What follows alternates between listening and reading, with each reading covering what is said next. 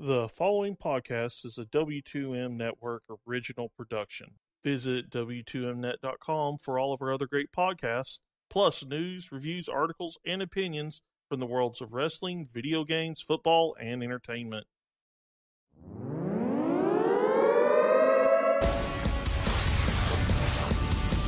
Wrestling to the Max Smackdown Review.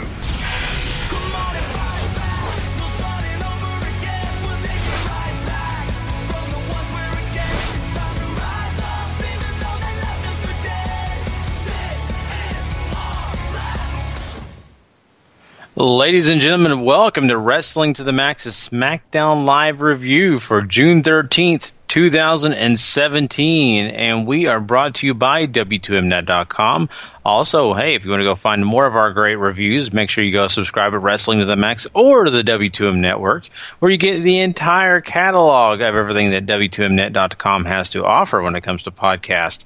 I am Gary Vaughan, and your host tonight is Mr. Paul Leazar. Heyo.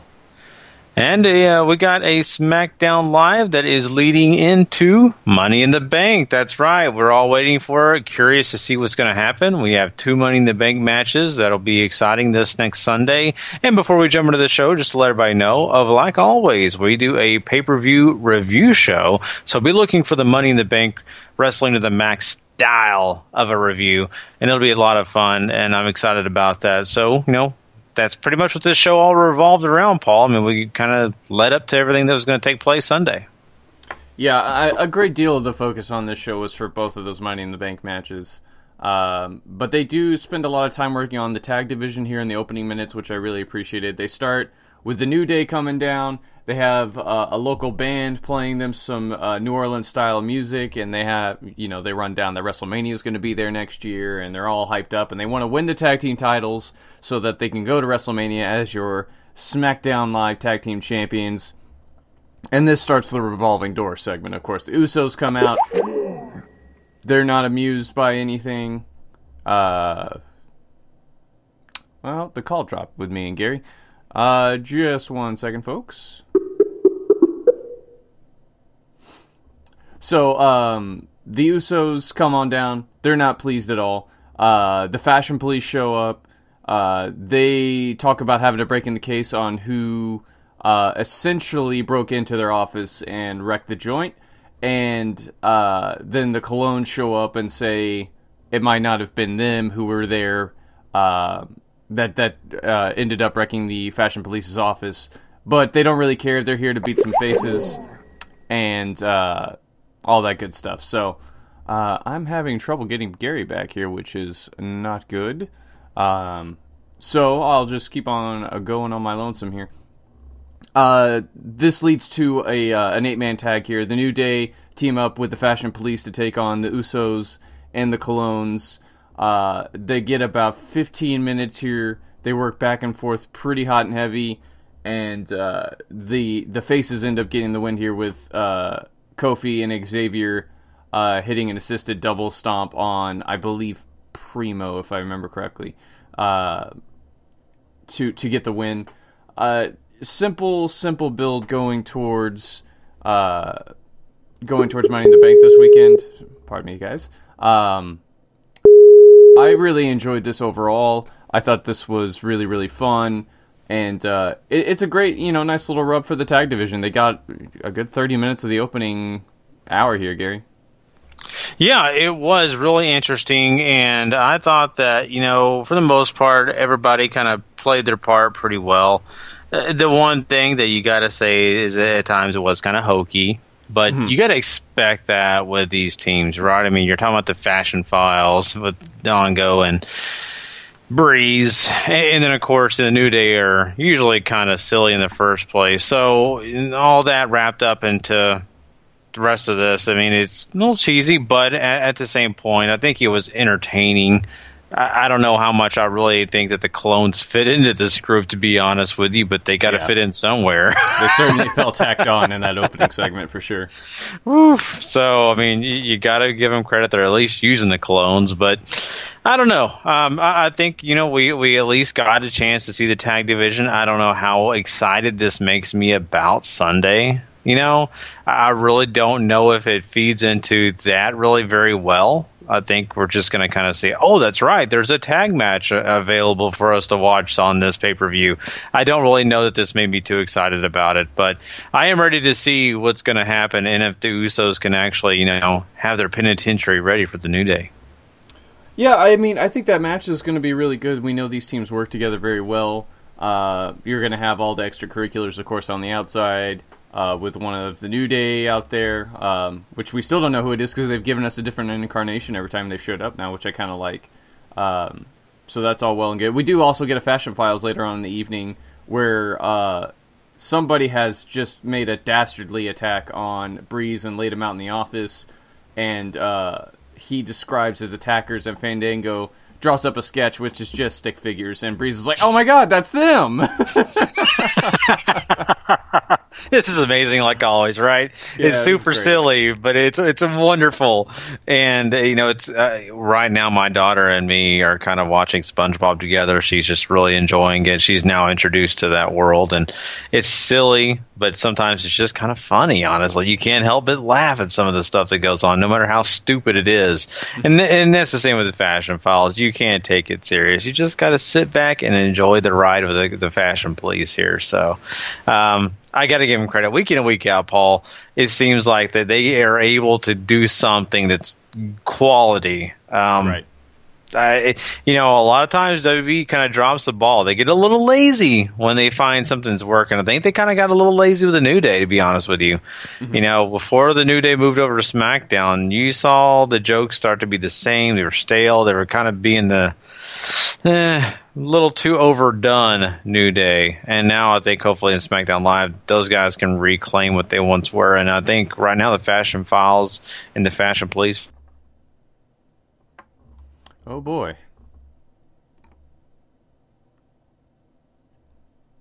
Well, Gary, I can't hear you anymore, which that's not good.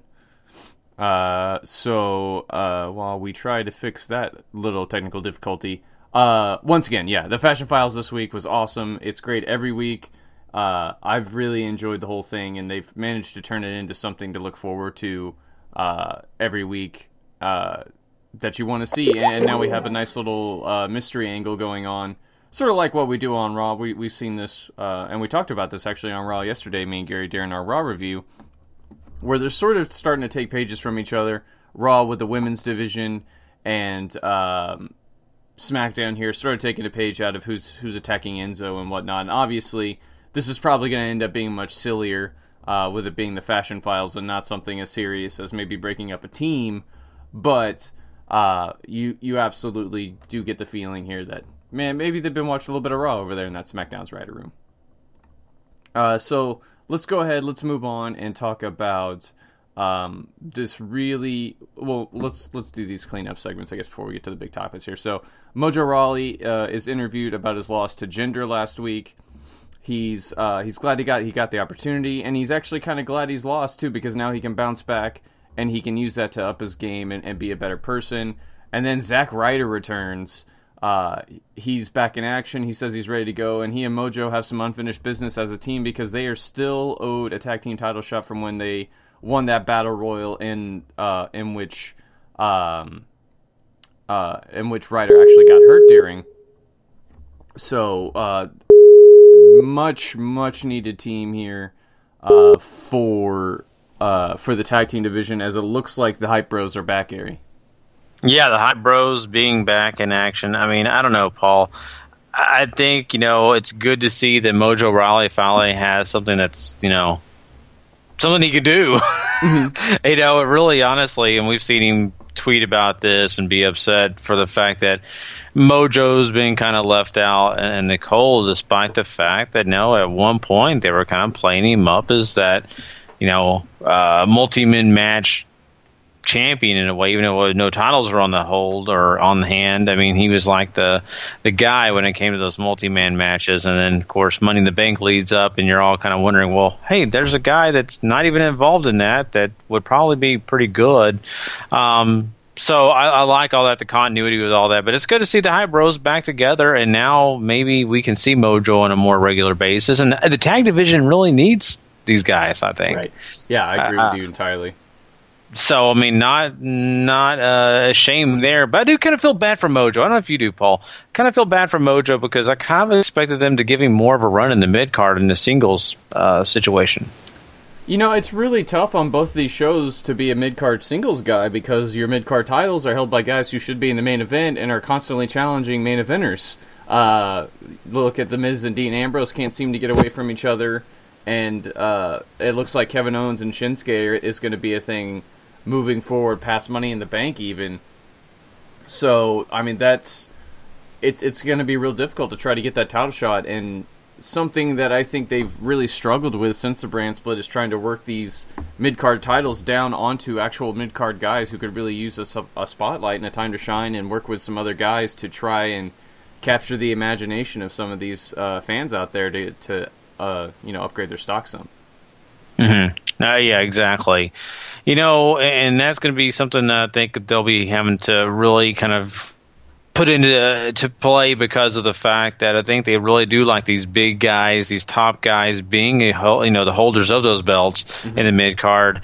But at the same point, like you're saying here, you've got to switch it up a little bit. You've got to do something different also because you're not getting a lot of these guys involved. And when you're not getting them involved, then that means you're just kind of wasting them away. And I hope in the future we get a chance to see guys like Mojo get opportunities. I don't know. I'm sure he will at some point. They seem pretty high on him. And while it certainly felt like they were just wasting time with him till Zach came out, they did try to push him some. So hopefully this means the Hype Bros are going to be in better position to challenge down the road and maybe get some of that crucial fan interaction. So we'll just have to wait and see there. And on the flip side of that, you have Jinder Mahal come out for a promo. He demands respect, all the usual stuff that he goes through, right? Orton is a coward. He's afraid of disappointing everybody in his hometown. He's going to lose. He knows Randy Orton's dad's going to be at ringside, and he's looking forward to humiliating him. Just healing it up the only way he knows how, and then he does it all again in Punjab. Randy Orton's music hits. The Singh brothers go out of the ring and try to meet him on the ramp. He comes in from behind and hits an RKO on Mahal from behind and then bails. The crowd, actually, they really enjoyed this segment. I liked Mahal's promo here. It was the same stuff we heard every time, but it's like his presence and his poise have really gotten much better since they've given him the spotlight. Yeah, he's done a lot better, and I'm really happy for him. I say that all the time. I really think that, Jinder Mahal getting this opportunity is super cool, and especially for a guy that really, let's be honest, for the majority of his time with WWE has been, jobbing out. So right. Him getting this opportunity is great, and, I think the crowd kind of got a little excited when Randy Orton did his thing, RKO out of nowhere and all that. I was kind of really concerned, though, to be honest with you, Paul, because of the fact that the crowd really did not react sometimes when Jinder was really trying to heal it up, right? Saying different things and making different comments, holding the belt up. Usually when the guy holds the belt up, it's expected a big boo and all that when it's the bad guy. And that really didn't take place. The crowd kind of was indifferent at times for Jinder, so I was still a little bit worried about that. And I get the crowd loving the RKO out of nowhere. I mean, it's just... Oh my goodness, Skype, what are you doing to us? Gary is right. The crowds have been conditioned to sort of pop for the RKO, especially when he sneaks in and hits it on somebody out of nowhere. So, that's it's all well and good. It's easy build. This hasn't really been the center of attention, obviously, over there on SmackDown. So, for them to get this nice little segment and sort of just play the hits, essentially, for these guys going into that match, it has worked out well. And I think it's a nice, easy way to sort of, I don't want to say, ease Jinder into it, but sort of gently bring him in, right? He's not overwhelming you every show. They're sticking to one or two segments with him. And that's really all you get, and they've been really strong, I think, each time. So Jinder, I think, is getting a very fair shake here with the championship. Well, obviously, we'll have to wait and see how good the match is, and I'm sure it's going to be just as overbooked as the first one is at Money in the Bank. But it is something I'm kind of looking forward to, just because whenever they started this brand split thing, something I was always interested in here with SmackDown is that they're going to really have to build a lot of stars. And this is, I think, maybe the first time they've gone out on a limb with somebody and tried to really push them in a heavy spotlight and see what they can do with them. That's sort of their own homegrown guy and not an indie star like an AJ Styles, who they already had been running with the ball well before the brand split. So, excuse me. I think the last thing we need to talk about before we get to these Money in the Bank match build stuff is Naomi taking on Tamina. They get about 5 or 6 minutes. It's not great by any stretch of the imagination. It's a little lackadaisical at times as far as the energy goes. But Naomi does come out on top with a split leg moonsault in about 5 or 6 minutes. And then after the match, Lana jumps her from behind, hits that big sit-out spine buster, which I actually thought looked pretty good, and then poses with the championship. And that's your build for the women's title match going to the Money in the Bank. What do you think about all this, Gary? Okay, so we're talking about the Naomi match. Are we also talking about the other one too, or just talking about Naomi and... Just Naomi and Tamina. Okay, Naomi and Tamina. The match went like we expected, right? Mm-hmm. I mean, Naomi was going to pretty much control it for the most part. No big surprise there. And I don't think it was a big surprise either that you had what you had when it came to Lana, getting involved and coming out there and doing something. Now, it was a clean win for Naomi, but it's the fact that Lana getting involved to make sure everybody knows that, hey, I have a chance here, right? I mean, because why should we believe, honestly, that Lana has a chance? She hasn't even had her first match in a singles capacity, at least, right, on WWE television. I mean, I've never seen her on NXT either. So even if you've watched NXT, you still have not seen this. So why should we believe that? So they're giving you a little something to believe in, right? That, oh man, this could happen, or at least she does have something. But I know we're not doing predictions here. I'm just saying I think at least this gives Lana an introduction. I think this is all they're doing, really, right? They're just trying to get Lana in the ring in front of people, so maybe they'll either hate her or like her, or they'll have some feeling towards her when it comes to being a wrestler and not being a valet. So I think this is what this is all about. I'm okay with it. I mean, nothing super spectacular for me. Yeah, I mean, the match isn't anything special. I think the Lana stuff worked out fine. Not nearly as hot a crowd for her as there was last week. But she does get a really strong promo later on in the evening where she talks about how she doesn't really care what anybody thinks. She's going to shock the world on Sunday. She's going to beat Naomi, and she's going to be the ravishing SmackDown Women's Champion. I mean, unless you've been in those, lucky few houses where they had Lana wrestling singles matches earlier this year in NXT house shows, not many people have seen her wrestle except for the brief little moments that she's been in those multi-woman matches. So, a big question mark over what to expect. I'm kind of excited just to sort of see what happens. I don't have high hopes for the match, but I think it'd be really interesting if they give the title to Lana, personally. I'm not far from that either, to be honest with you. I'm not a big proponent of Naomi holding the title anyway. Not that I hate her, I just am not a big fan of Naomi as champion. I just have never really been a huge fan of hers. I think she's great for what she does, and she is definitely good. I'm not a huge fan, and I'm not a huge fan of some of these other people on this, exact SmackDown women's roster. But I will say this: I do think that it would definitely take us in a different direction with Lana and set some other things up.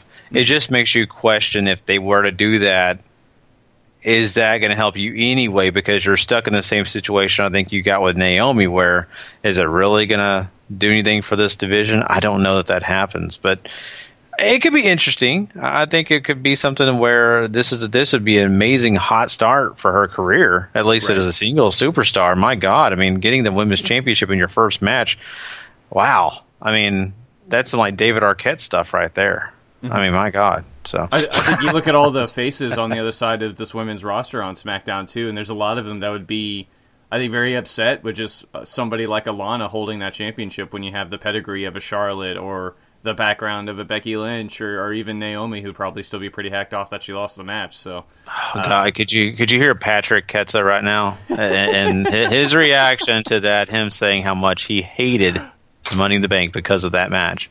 That'd be a great reason to listen to the Wrestling Unwrapped review for the pay-per-view this Sunday, too. Yeah, so if Lana wins, make sure you not only check our show out, but check out Wrestling Unwrapped. There will be lots of fire and brimstone on that show. Yeah. But really quick, before we switch gears with this, I just got to ask you now. I heard some rumors that she'll be dyeing her hair purple, or she has done her hair purple. I'm talking about Lana. Is that true? I have not seen anything really out there. I didn't see on the SmackDown any changes. I haven't seen that before either, but I mean, obviously that doesn't mean anything. If she does, I mean, if she does like purple tips or something, that'd be kind of cool. I don't think they ever want her to get rid of the blonde completely. Yeah, well, they have so many of them. That's what's kind of interesting, because I thought maybe they would try to change up a little bit, but not a bad thing. I'm just saying that they have a lot of them. I've just heard that, and I was thinking, I haven't seen this yet. I wonder if Paul has. So I think right now with what she's doing now, it's good. I'm excited to see what they do with Lana, even if it's not getting the title this Sunday. Right. I'm right there with you too. So. On the flip side of the women's scene, you have Charlotte Flair take on Natalya in 8.5 minute match or so. This is good. You have Charlotte get a win after a natural selection on her, and a pretty good back and forth match. You also have some promos, I think, from some of the other ladies. I would say. I would say if you saw them, Paul, I screwed up because I didn't see any of that, which surprised me. Did it not surprise you we didn't have more of that? Yeah, I mean, there's no Becky talking. There's no, there's none of the other welcoming committee talking, like Carmella or anything like that, which is odd. Oh, come on, Skype. I know Skype is being a rear end tonight. There we go. Yeah. No, but you're exactly right. No other people were involved in this when it comes to this match, right? We had, like you said, Carmella or anyone else. So very interesting that did not happen on a go-home show to a major pay-per-view. But it is what it is. And maybe it's not too bad. Maybe we already heard the spiel. Maybe we don't need to hear the spiel. Sometimes, Paul, I literally hate it when all these people get involved in the ring and talk. I would rather hear 3 of them on one show and then 3 of them on the next show. I don't want to hear 6 people get their stuff in, right? We've heard that, a lot of people say that's why I don't like watching these, high-flying matches, because everybody gets their chance to get their finisher in. That's why they're not as exciting to me. They're boring, and some people love it. I'm sorry. Same with this thing. I don't love it when you have all 6 of them talking. So this was actually a perfect scenario for me on this go-home show. Give them some matches. Let us see some of that, and then we'll, get it to the actual show. But for the most part, I think this match you're talking about here with Charlotte and Natalya was a great back and forth. I think it needs to be that, because both these are quality wrestlers. They give you a great show, and then, the right person won, and Charlotte, and that leads you to believe that she's going to be one of the favorites going into this match, and so I liked it. Yeah, I agree with you. They did give us that 6-woman talk fest to open the show last week. So, I mean, maybe them sort of de-emphasizing it this week to focus on other things was the right call. And I certainly appreciate it for the tag team division, for sure, just to sort of strengthen up some focus on there. That is the exact opposite, however, what they do for the men's Money in the Bank match. You have promos aplenty with backstage stuff. I think you have AJ and Shinsuke. They're talking about backstage, and they joke a little bit about Sammy. And Sammy's taking this all real seriously, and since he's gotten whaled in the head, he's been a bit nuttier, and Shinsuke seems to like that, so that's cool. Yeah, the heels hanging out in the back room. They don't really like each other, but they agree that they're better off working together tonight to get that all-important momentum going into the Sunday. And then you have a 6-man tag, all the faces, Nakamura, Styles, and Zayn, taking on all the heels, Owens, Corbin, and Ziggler. Really, really solid main event. Lots of energy. Lots of great moves. This was just a really enjoyable main event. 13 minutes. I don't think it overstated a welcome at all. And Sami Zayn somehow manages to get another win over Baron Corbin. Really, really cool. And then post-match, everybody goes nuts. The heels grab the ladders. They attack the faces. And then turn on each other. And then all the faces jump in. Nakamura knocks the ladder over. Hits a Kinshasa on, I believe, Corbin. And then climbs the ladder and he grabs the briefcase to maybe leave you with what we're going to see this Sunday. Yeah, it could either be what we're going to see this Sunday or a surefire saying that this is not going to happen Sunday. But I don't know that for a fact, but I think sometimes they kind of swerve you that way. Looking at this match overall, I mean, this was fun. It was exciting. Like you said, it didn't overstay its welcome. I'm very happy with it. Everybody got their stuff in. You continue the storyline where, it's Baron Corbin losing to a guy that legitimately we wouldn't think that would be taking place, right? It was Sami Zayn. Sami Zayn's a smaller guy. I like that story. I think down the line, Sami Zayn is going to take the pinfall for him, but I think for now, this is kind of fun, and it also is exciting to see Baron Corbin get more and more and more frustrated. I love it. It is something fun to watch. Sami Zayn, just talking about him in general, I love even when we did that promo earlier and leading up into this match itself. I love the way that they're portraying him because people pick on him. Shinsuke likes him, of course, but people pick on him for all the talking, and that's very much a real life thing too. By the way, I've heard that. You hear him in interviews. The guy talks nonstop, which is it's kind of funny that they're playing that on TV. But I think it also makes him a little bit endearing to the fans, right? I mean, I think it brings out his personality that maybe you wouldn't see if he kind of cut that off. So I think it's another reason to love this guy, and he's just a good guy in general. So they tell a lot of stuff here. This wasn't really about AJ Styles. It was kind of funny that he wasn't as much the focus here. But Shinsuke getting to hold that briefcase above the ring and on that ladder, you kind of get excited to think that they still have high hopes for this guy. They want to see more from him, and I definitely want to see more from Shinsuke. I don't think some of these casual fans that have seen him in a short time period really know what he's about. Oh boy. Oh Skype. Oh boy. I guess to just sort of continue on that point until I can get Gary back on here. I agree on that point because, if you've watched NXT, I feel like you got a pretty solid picture about what Shinsuke can do as far as the gimmick goes. I don't think they ever really got to see him cut loose except for the one time against Sami Zayn at NXT TakeOver Dallas. So for all of that, you've just been sort of getting nice little snapshots of him going up until Money in the Bank, which I think is a nice move on WWE's part, simply because you have so many other factors going on around Shinsuke, and you don't want to give the whole ham away for free at the start.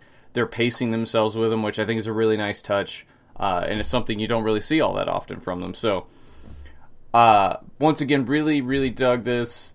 Is a solid main event, and to sort of, I just keeping on. There's been that long talked about theory that whoever's going to win the Money in the Bank usually loses a whole ton before they win it, and that has happened to Baron Corbin time and time again. He's lost to Shinsuke, he's lost to Sami Zayn twice now, and he's sort of just been hanging around wanting to be one of the big dogs without really ever being in the fight. And come this Sunday, it could finally be that time where they let him grab the briefcase, which has been the rumor for a very, very long time now. So it's super interesting that they've continued to keep on with that, with Baron Corbin still losing. Do you think that means that he's going to be the one to walk away with the briefcase this Sunday, Gary? With him losing as much as he's lost, it's very much a possibility. Right? I mean, that usually also is another key factor when you look at these matches and some of what we've seen in history. And it very much could be the case. And I think if they really want to build this guy and they do want to have this big future for him, I think it would be the right decision. That's an early prediction that could take place. I still haven't made my mind up who I think is going to win, but I think that he's a good choice if they do want to use him down the line for bigger and badder things. So, it's a good thought for sure. Yeah, I mean, SmackDown does seem to be very much about elevating guys right now. So it would not shock me at all to see Baron win this at all. But it does feel open to me still about who could actually win this, which I do appreciate. Because despite Baron losing, I don't think anybody else has really been made to look super strong outside of Shinsuke, who still needs to look strong because he's still new to the scene, right? So, yeah. Well, really quickly though, you mentioned those two guys, but Where's Money in the Bank taking place? I can't remember. St. Louis. Okay, so it's Randy Orton's territory, but that's right. I keep forgetting it's St. Louis. I just wonder how that crowd is going to pop if it was AJ Styles winning that. That's the one thing I wonder. Because I imagine it's going to go crazy if he wins. Mm-hmm. But I think you're right on that. There's a lot of different guys involved. This is very open. And hey, wouldn't it be interesting if Kevin Owens got it too? Another thing that you're like, wow, are you serious? So I think nonetheless, I think we'll be shocked and kind of happy to see whatever direction they decide to go here. I absolutely agree with you. And I guess before Skype decides to murder us again, we need to put a number on this thing. So what you got, Gary? Yeah, so I'm going to try to hurry and get to this. So next time, if I go out again, Paul's just going to end the show. So anyway, I'll give this is a pretty decent go home. Nothing over the top, though. I can't say that it did anything super spectacular to really just sell me on everything. I'm going to give it a 6. I think it was not a bad show, but I just don't know that it really sold me on every aspect of Money in the Bank. I kind of sit here just excited about the Money in the Bank matches themselves, and that's about it. I'm really not excited about anything else on this card, and that's not a great thing if you ask me. So 6 is where I'm going, Paul. I'm with you on a 6. This is a very, I don't want to say ho-hum episode, but for one, it was much, much better than Raw this week. I think it hits on all the points it wants to hit on very well. It opens things up some more. It teases you, I think, in all the right ways in some aspects, and just sort of lets other stuff lie as it should. I'm looking forward to both Money in the Bank matches this weekend too. I'm interested in everything else on the card though, just because there's some fun directions to go coming out of this pay-per-view for SmackDown, and overall I just find I'm always much more interested in what's happening on the blue brand than I am the red one for sure. But that's going to do it for SmackDown this week, Gary. That's right. So we apologize for all the technical problems. Skype is just evil. She's a harsh mistress. Very much so. We apologize for this, but hey, we got through it. I am thankful for you guys who are listening. Go check out the Raw review. Great stuff there. Go check out our 205 Live review. Praying that thing works out a lot better than this one. But we are, of course, excited to tell you that, don't worry, you will get your predictions from us if you check out Wrestling at the Max, episode 251, part 2 this Thursday night. Of course, that'll be available Friday morning on the download if you subscribe to Wrestling at the Max or to the W2M Network, or check it out, W2Mnet.com.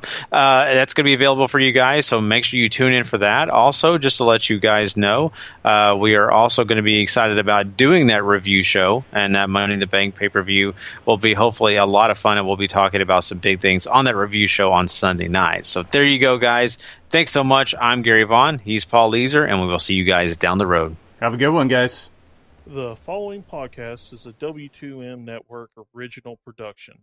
Visit W2Mnet.com for all of our other great podcasts, plus news, reviews, articles, and opinions from the worlds of wrestling, video games, football, and entertainment.